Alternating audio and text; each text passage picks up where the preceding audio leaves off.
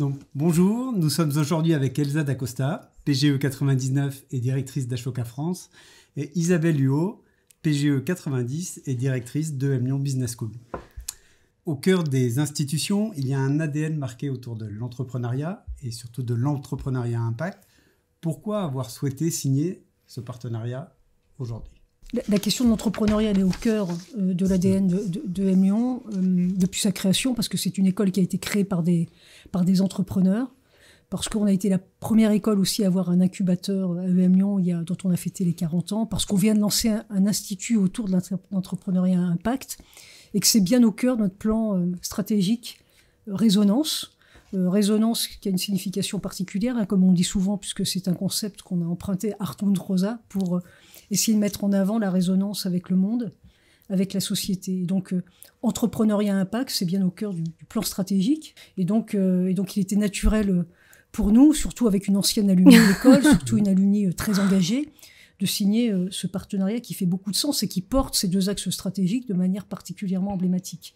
Voilà. Et puis, EM Lyon, c'est une société à mission. Donc, la question de l'impact, la question de la prise en compte dans toutes les activités de l'école de la question sociale et environnementale nous importe beaucoup, et donc c'est une façon de l'incarner, de concrétiser et de nous permettre d'aller de l'avant sur ces questions qui nous semblent absolument majeures dans le projet éducatif de l'école. Et ben pour ma part, en fait, quand je suis entrée dans ce campus et que j'ai vu entrepreneur du changement comme étant aussi mis en lettres d'or en fait dans le campus de l'EM Lyon, ça m'a évidemment parlé et confirmé mon envie. Mais la réalité, c'est que cette école, elle a changé ma vie, David, en fait. Elle a vraiment changé ma vie parce qu'elle me permet de pouvoir me réinventer régulièrement dans toutes mes expériences professionnelles. La dernière étant la plus marquante pour moi parce qu'il s'agit d'un engagement très fort dans la société civile.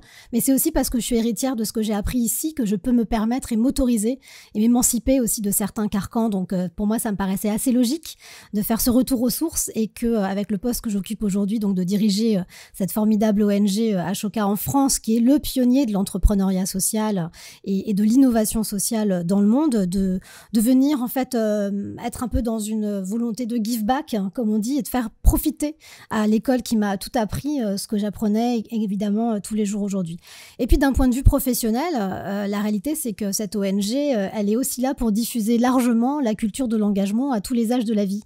Donc ça nous paraissait assez logique, assez naturel, comme tu le disais Isabelle, de revenir ici et de se dire voilà, si on doit commencer quelque part, pour les leaders du monde économique de demain. Moi, j'ai envie que ce soit à l'EM Lyon et qu'on le fasse et qu'on mette en place ce partenariat qui nous engage pour 3 ans. Et c'est pas rien, 3 ans, hein, dans ces temps qu'on veut souvent court pour pouvoir avoir de l'impact.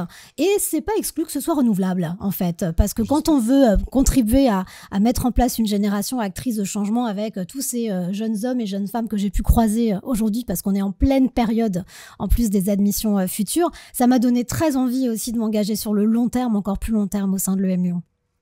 Aujourd'hui, qu'est-ce qui nous freine pour créer cette génération d'entrepreneurs du changement ?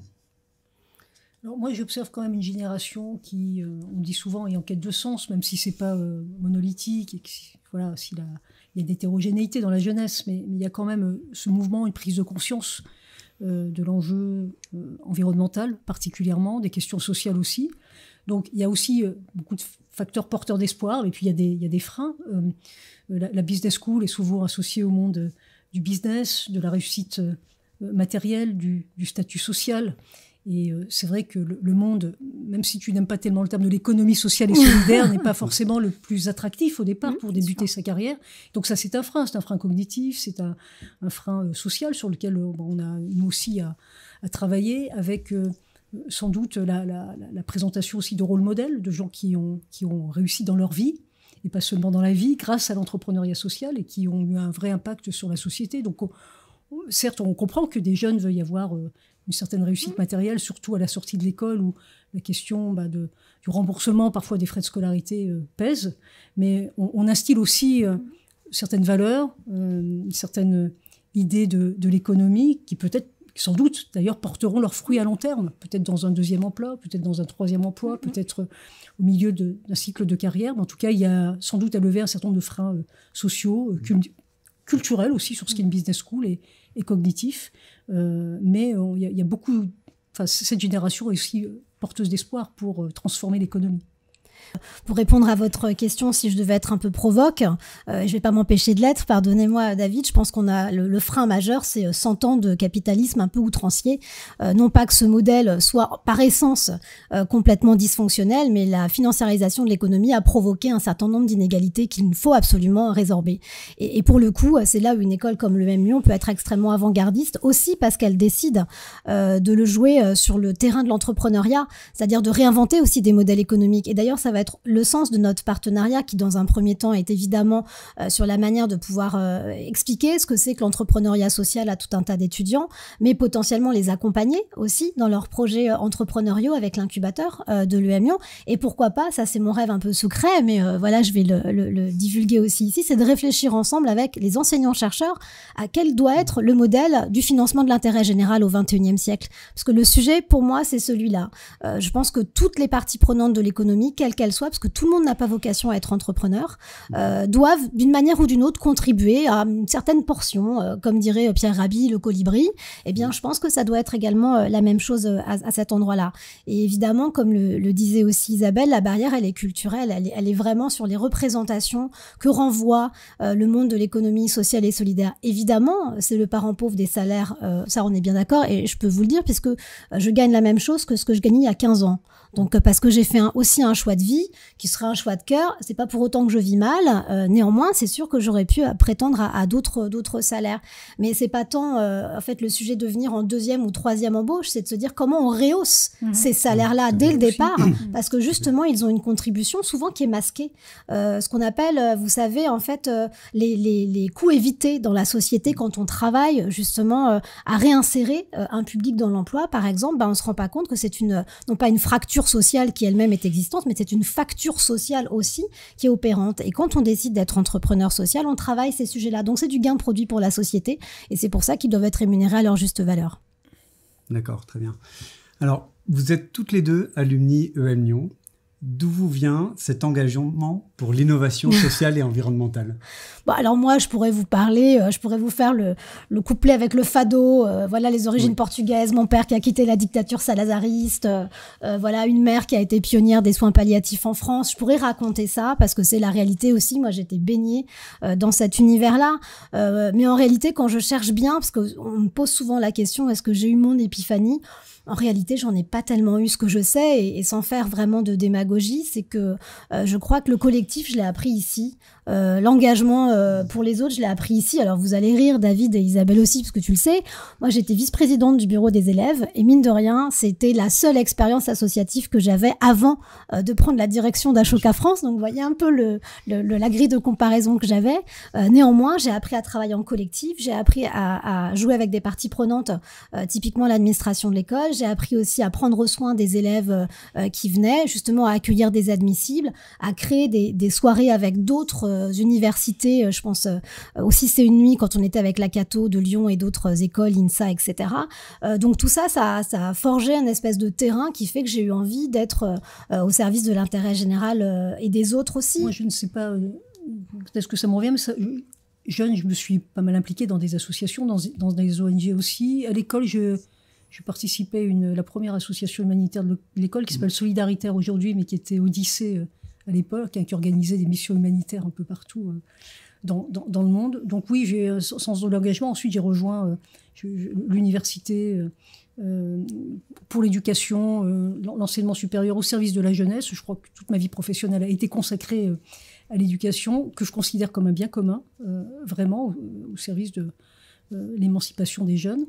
Et puis à EM Lyon, je pense, voilà, on le disait tout à l'heure, que l'éducation a un rôle très important à jouer dans la question est un levier essentiel pour traiter de ces enjeux sociaux-environnementaux très en amont, en fait. Et c'est par là que passe la transformation et les changements plus systémiques de l'ensemble de l'économie et passe par l'éducation de la jeunesse. Donc, voilà, je n'ai pas d'explication particulière. Ce que je sais, c'est que c'est un mouvement un peu récurrent dans mon parcours qui est exacerbé par une question qui, pour moi, est existentielle, c'est celle de l'habitabilité de la planète, qui me semble être le premier des combats. Mais et aujourd'hui, je crois que c'est un engagement collectif de l'ensemble de l'école, au-delà d'être mon propre engagement. Oui. Je pense que notre statut de société à mission nous oblige, qu'il est très sérieux, qui n'est pas juste du green ou du social washing, comme certains pourraient le dire ou le croire, et qu'il irrigue l'ensemble des activités de l'école. Donc cet engagement collectif, aujourd'hui de l'école, il traverse toutes nos activités. C'est cela qui est important, voilà, qu'il soit porté par l'ensemble de la communauté EM Lyon. Merci. Alors, une dernière question. EM Lyon a pour signature We Are Makers. Ouais. Ashoka parle beaucoup de Change Makers. Ça, c'est le fruit du hasard. Hein. On n'a pas complet. Ou de la coïncidence, voilà. Qu'on adore. C'est possible. Mais justement, est-ce que les makers et les change makers ont des points communs ? Ah bah déjà makers, hein, je pense que ça, bon, c'est assez simple de faire cette réflexion. Oui, parce qu'il y a le côté fabrication, participer à entreprendre, c'est-à-dire faire quelque chose en fait, qui est fondamental. Alors pour Ashoka, notre motto c'est Everyone a change maker, c'est-à-dire que chacun d'entre nous porte en lui les graines d'un change maker potentiel, de participer à cette grande transformation de la société, avec pour objet de se dire ce qui est important, c'est pas tellement la croissance de l'organisation dans laquelle nous sommes ou que nous créons, mais la croissance de l'idée, parce que justement, on vient réparer un problème de société sous-jacent ou au contraire extrêmement criant. Donc, il y a effectivement beaucoup de correspondances. David, vous avez raison de nous poser cette question-là. Et puis, pour la petite histoire, je racontais ça à Isabelle tout à l'heure, mais quand j'étais diplômée de l'EM Lyon, on pouvait choisir une dominante et puis un axe, en fait. Ma dominante, c'était entrepreneuriat. Et mon axe c'était leadership, et donc ces deux matrices-là je les ai vraiment apprises à l'école, donc j'avais du mal ensuite à ne pas aller dans un endroit où il y avait le mot makers. Je crois que c'était presque induit, c'était devenu inscrit en fait, engrammé vraiment dans ma chair, et je trouve que quand on veut défendre des idées, surtout des idées qui sont vraiment politiques, pas au sens politisé mais politiques comme celles que nous défendons aussi, et l'éducation comme tu le soulignais c'est extrêmement politique en réalité, il faut savoir mettre les mains dans la glaise. C'est fondamental de faire pour être en capacité justement de ne pas être dans le fameux camp du yaka faucon. Vous savez, ceux qui sont là en observateur et qui comptent les points à la fin, mais qui ne se rendent pas compte du temps qu'il faut aussi pour pouvoir faire les choses. C'est pour ça que je reviens sur ce que je disais tout à l'heure, l'inscription de ce partenariat sur 3 ans, c'est pas anodin. C'est-à-dire qu'on veut aussi avoir le temps régulièrement de réaffiner pour voir quel est le meilleur angle pour aussi être au service des étudiants. Alors Maker, c'est aussi le nom de la pédagogie à l'école, hein, qui reflète exactement ce que tu disais, Elsa, c'est passer de l'idée, du concept à la réalité, à l'action. Et donc, c'est une pédagogie qui, évidemment, s'adosse à des connaissances scientifiques du meilleur niveau, des connaissances académiques, mais qui passe par l'action, par l'expérimentation, par le projet, dans des lieux qui sont dédiés, d'ailleurs, les Makers Lab. Et donc, c'est cette idée de fabrication qui est au cœur de cette pédagogie, pour façonner la société, voilà, dans un sens qui se veut le plus positif possible. En tout cas, c'est ce qu'on a dans le projet éducatif de l'école, dans la raison d'être de l'école, hein, former tout au long de la vie des personnes éclairées qui transforment les organisations avec efficacité, et on les forme bien au management et à l'efficacité, mais pas pour n'importe quelle fin, pour une société plus juste, plus solidaire, respectueuse de la planète. Et donc le Maker, il est au cœur de ce projet, ambitieux certes, mais de ce projet. Et le Maker, il n'est pas tout seul non plus. Quand on regarde le mouvement des Makers qui est né aux États-Unis, c'est un maker qui est aussi dans un mouvement social, qui est très attentif à l'altérité, à la relation à l'autre, à la coopération. Et c'est aussi ce qu'on veut promouvoir à l'école, la coopération et le sens de l'altérité et du respect d'autrui. Et d'où l'intérêt d'allier nos forces pour que ce soit encore plus important et que ça impacte plus fortement quand on partage cette culture commune. Parce que souvent, c'est compliqué, on veut du collectif avant même d'avoir du commun. Nous, je crois qu'on a d'abord du commun pour faire collectif, et ça, c'est essentiel. Très bien. On va finir sur cette belle formule. Merci à toutes les deux. Merci David, merci Elsa aussi. Non, merci Isabelle de la confiance.